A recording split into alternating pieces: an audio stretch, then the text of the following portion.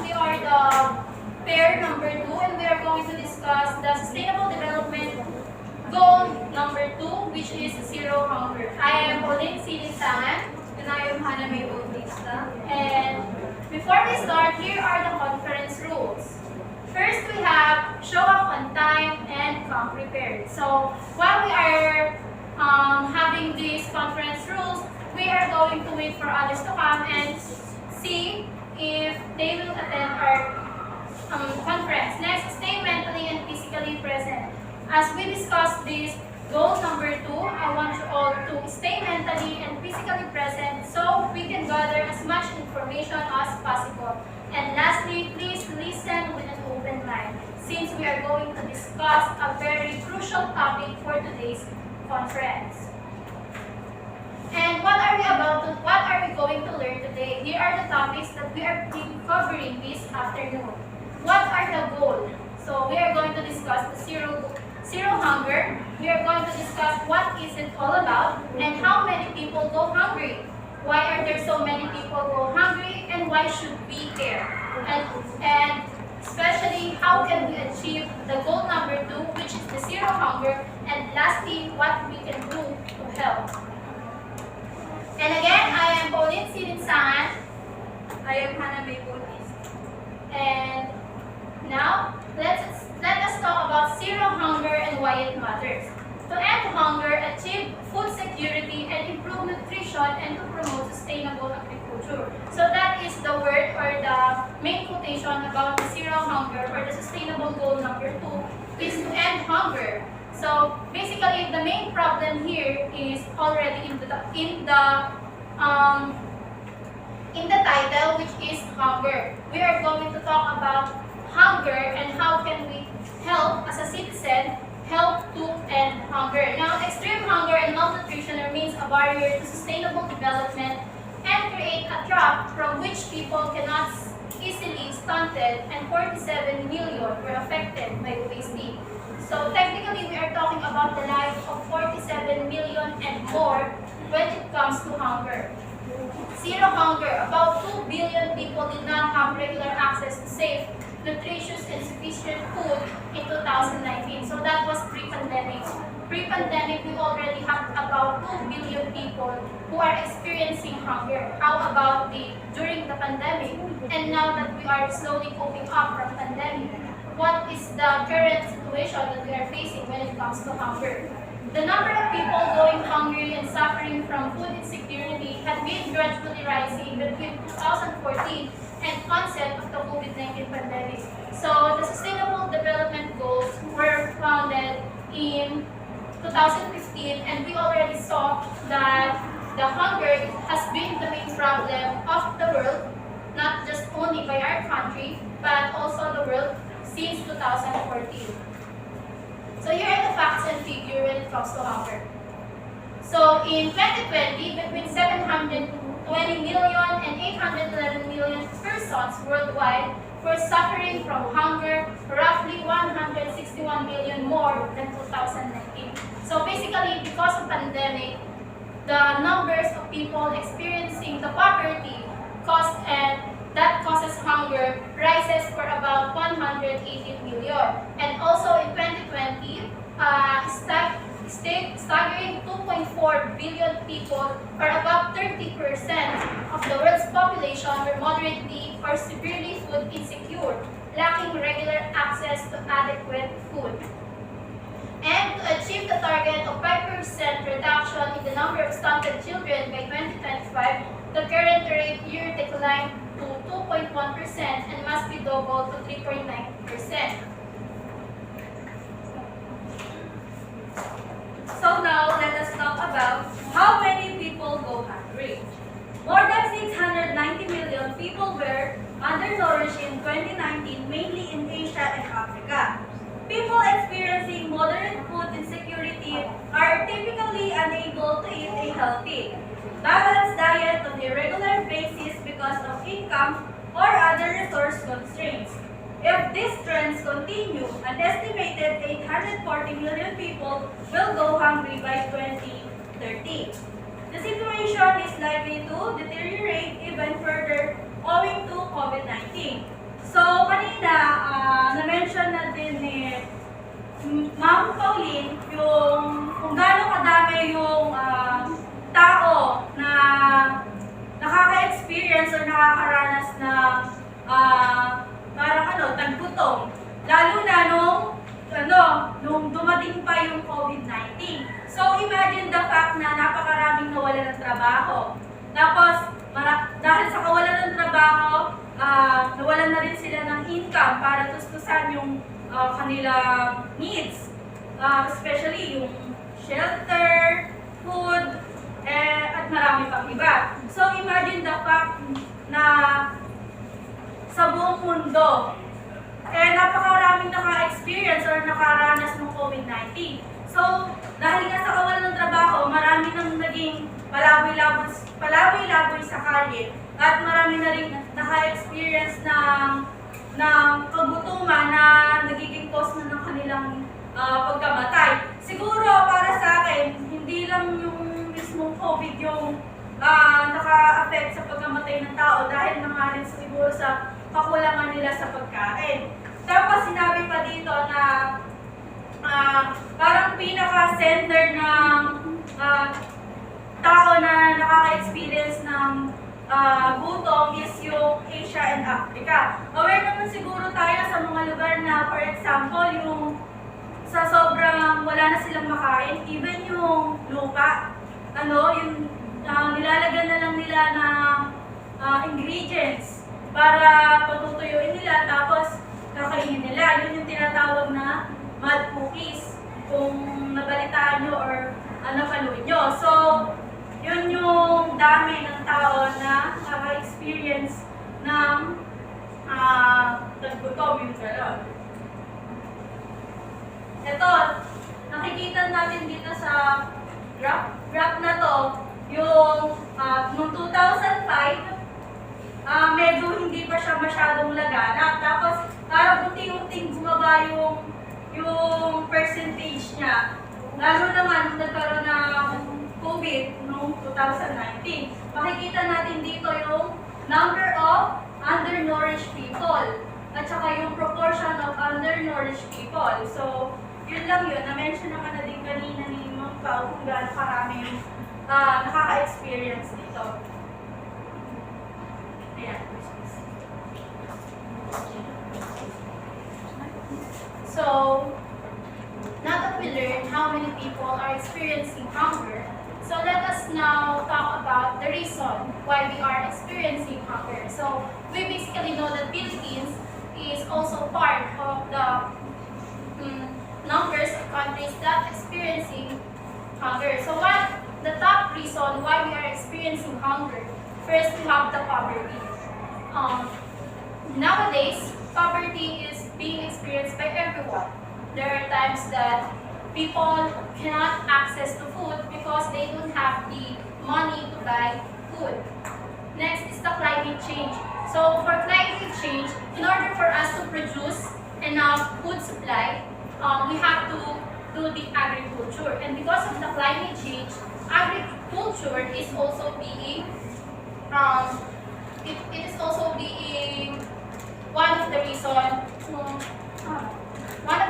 kung bakit tayo nakaka-experience ng hunger. Kasi nga, dahil sa pagbabago ng panahon, nagbabago rin yung ability ng ating soil to produce good crops and produce more food. Next, we have the food shortage. So makikita dito na poverty, climate change, and the food shortage is like a chain.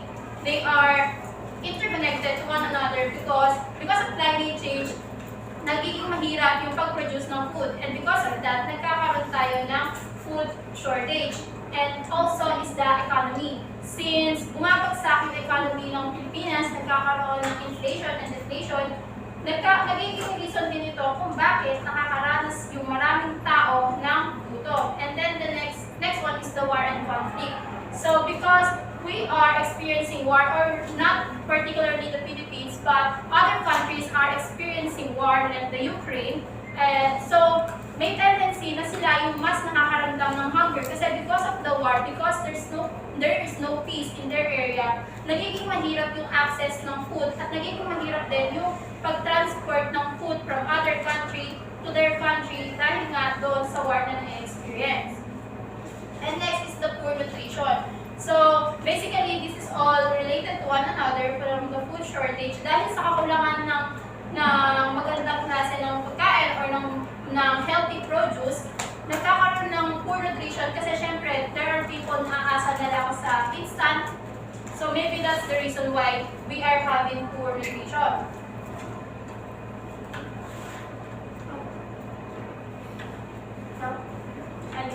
So, why are there so many hungry people? So, kanina, di ba, diniscuss na natin yung numbers. We go to numbers. Now, we are going to discuss why there are so many hungry people. Kasi, is it a choice? Or they are put in that situation kasi wala silang magawa? Ang hunger ba is like poverty na kahit anong gawin mong laban, kahit anong pagsusumikap mo, kung against talaga sa'yo yung pagkakataon or yung sitwasyon is hindi mo siya malalabanan. So, let's talk about why are there so many hungry people.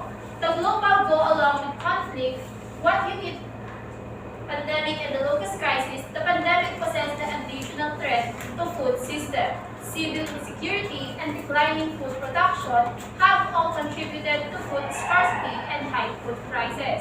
So, a while ago, I told you that pandemics have a great impact when it comes to hunger that we are all experiencing or the world have been experiencing. So, because of the pandemic, it actually contribute to the reason kung bakit nagkaroon tayo ng food shortage. Siyempre, during the pandemic, all the establishments were closed.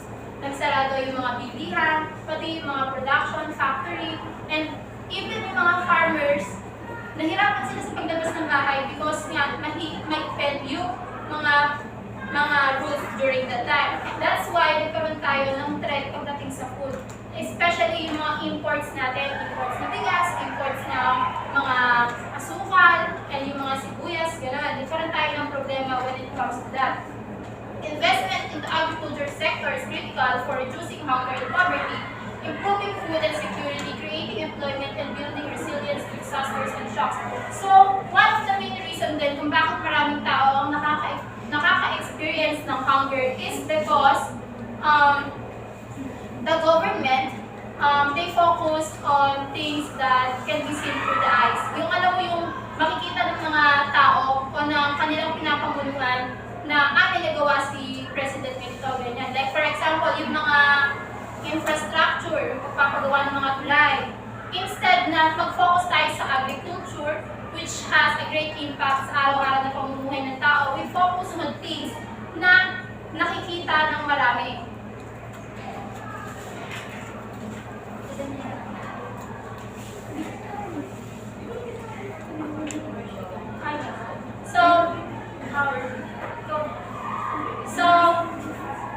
Here are the causes of hunger, which we are going to discuss further in the next slides.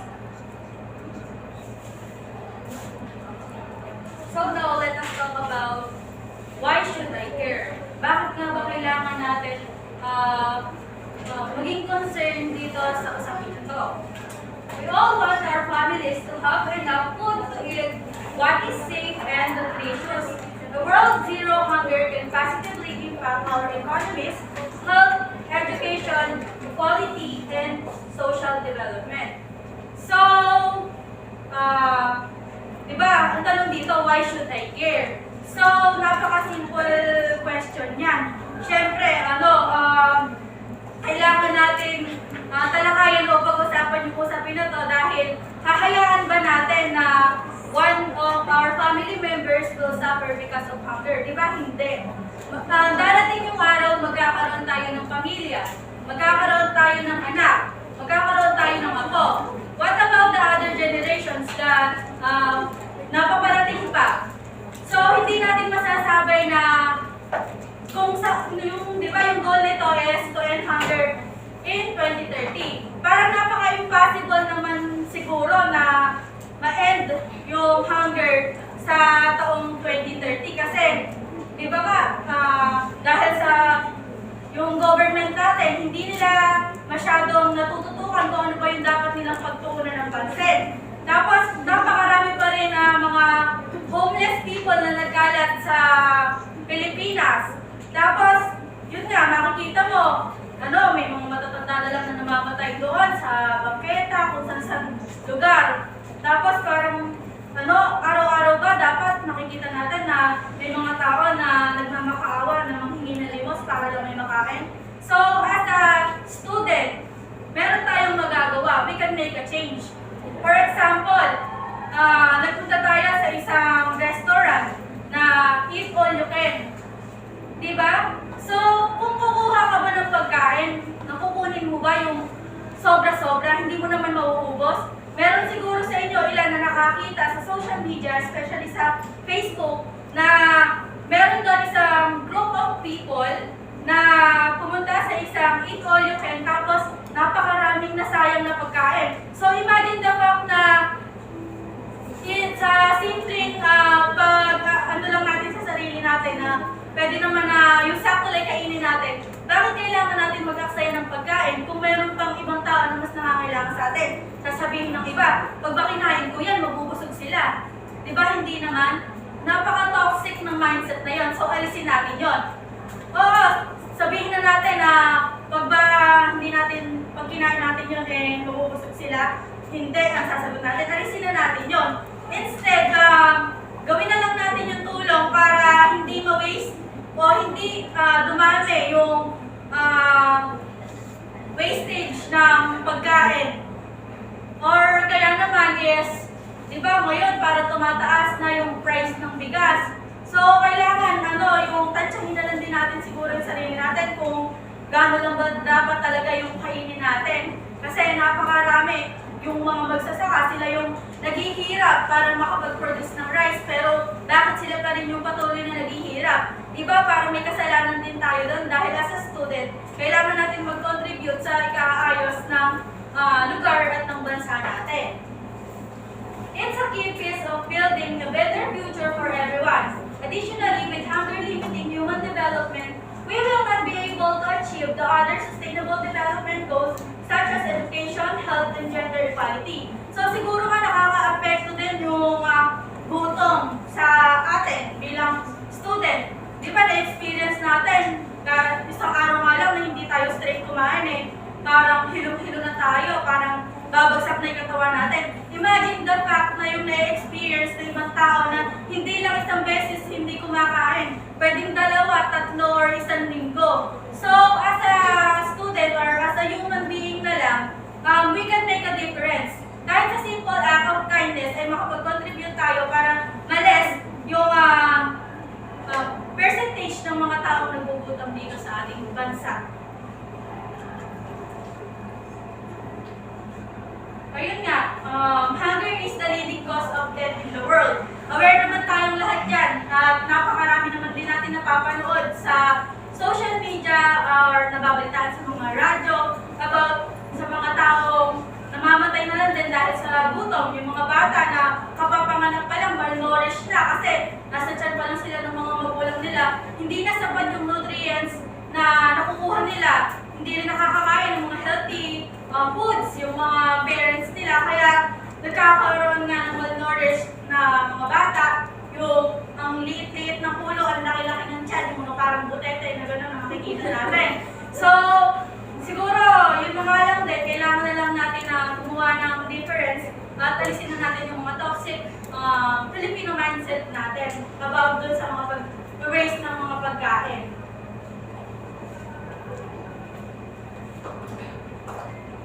So now the biggest question here is how can we achieve zero hunger? So basically, ang goal ng sustainable development is to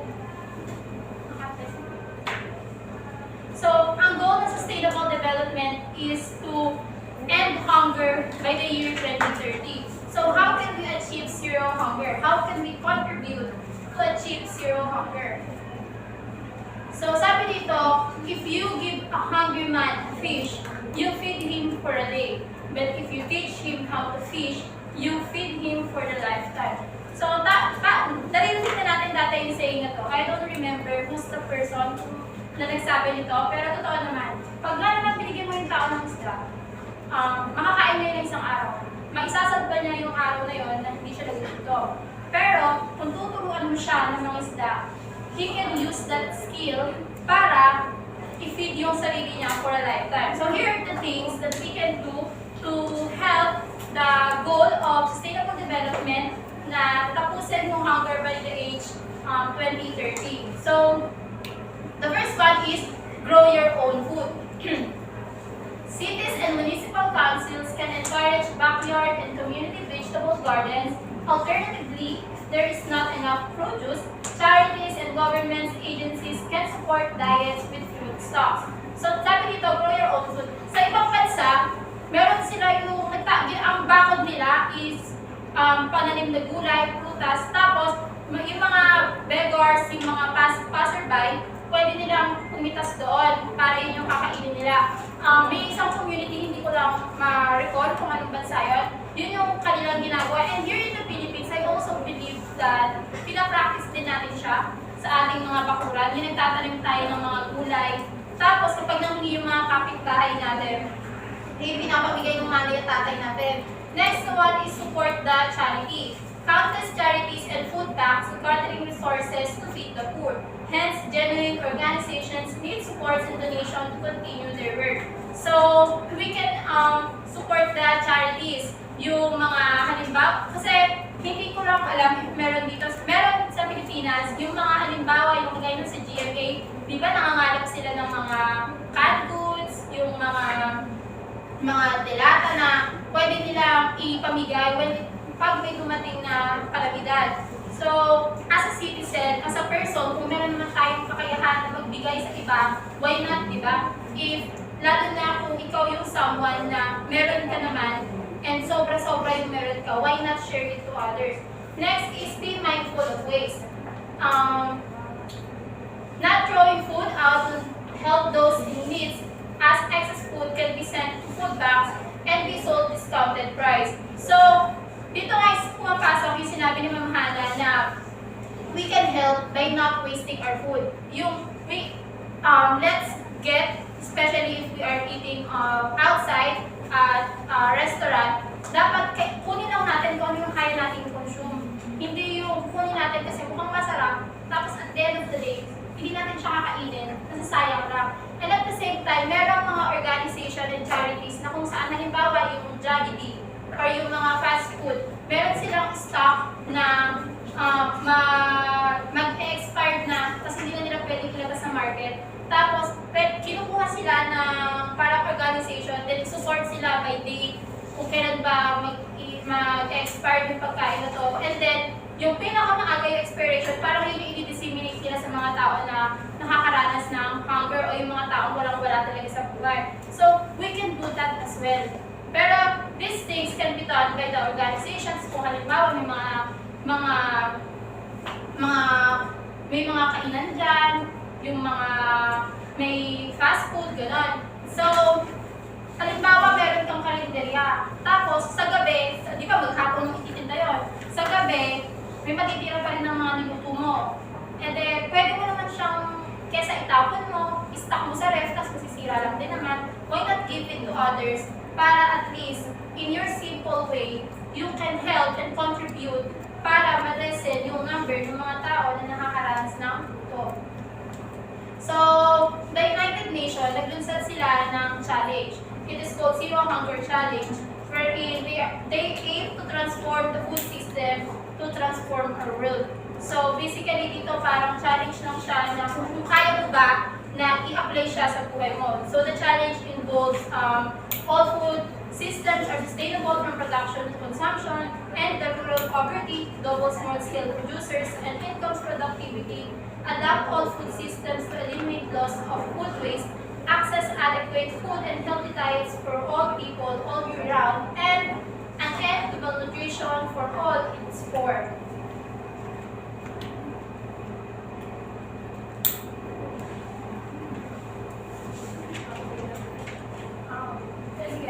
So what can we do to help? So as a person, as an individual, we can talk about what we can do to help personally to end day hunger.